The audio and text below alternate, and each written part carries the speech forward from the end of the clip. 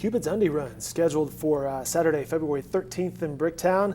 A great fundraiser. Here to tell us all about it, Ryan Doonkeen, race director. He also works right upstairs at Big Wing. I'm Dave Morris here in the Oklahoma's video studio.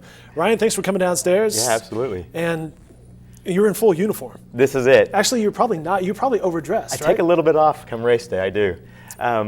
Cupid's Undie Run. Cupid's Undie Run, though, let's just clear it out right from the beginning. It's not Will Ferrell and old school. People are not streaking. We're actually looking at some footage behind us from last year's run. This is the second year of this run. And Ryan, I'll toss it over to you to tell us about what's behind this that benefits a very good cause. It does. Like Dave said, it's not necessarily old school style. We're not going to streak or anything like that. We have to remember it's for the children. In fact, it's for the Children's Tumor Foundation. Benefits research for neurofibromatosis, which is a genetic disorder that causes tumors to grow on the nervous system. It's incurable currently, and so that's what kind of our fundraising effort goes towards, is that research. And there's a reason behind the underwear. In fact, there you saw just the footage of, I believe, one of the founders, right? Right.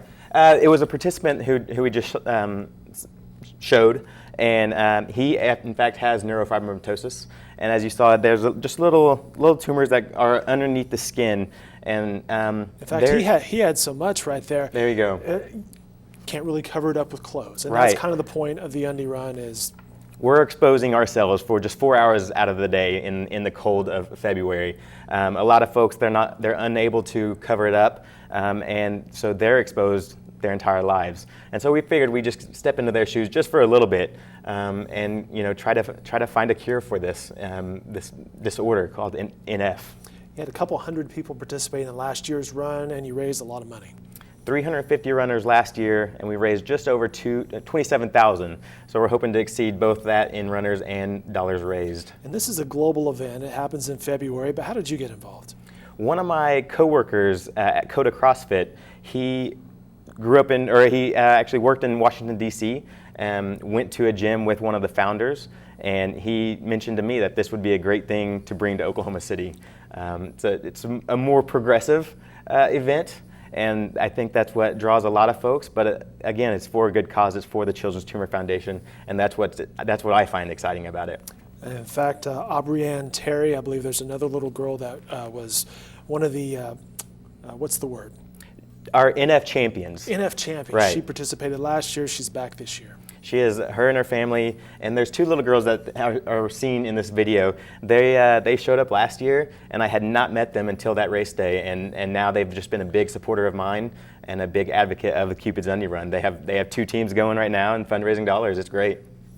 All right, people can get involved not only to register for the race, which I believe is $45 up until like February 5th or something, and $55 after that. People can register on the website, they can volunteer, they can donate money. If you go to cupidsundierun.com, it has all the information there. Our race, if you're in another city, their race, you can sign up to both run and volunteer at that website. It's a great cause, February 13th at the Wormy Dog Saloon. We've had a lot of help this season from a lot of sponsors. Anthem Brewing, Prairie Wolf Spirits, the Gaillardia Country Club, and if Gaillardia can get behind it, it's going to be a classy underwear event. So, I do have to say, Ryan, you're the first person who's been in this studio in their underwear, at least to my knowledge. So, congrats on that. Thank you. I'll put that on my resume. It starts at the Wormy Dog, as you mentioned. The path is shared into the Myriad Gardens, and then it comes back around by the ballpark, February 13th, Cupid's Undie Run. Ryan, we'll wrap this up so you can get fully clothed and get back to work. Great, Dave. Here's a little something for yourself as well. This is fantastic, which, by the way, is the first time anyone's ever been given underwear in this studio. Ryan, best of luck moving forward. It's a fantastic cause, and best of luck on February 13th. Thank you.